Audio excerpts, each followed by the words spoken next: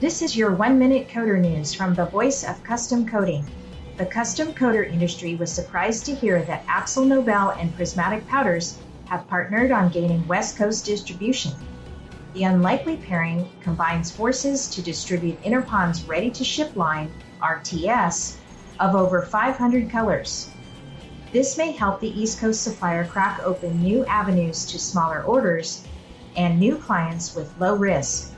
Taking advantage of the West Coast suppliers' low ship rates could give them greater competitiveness, especially for RAL industrial color palettes. In other news, it has been rumored that Prismatic has shelved its recently released Super Chrome 2 due to difficulty in retaining materials for production.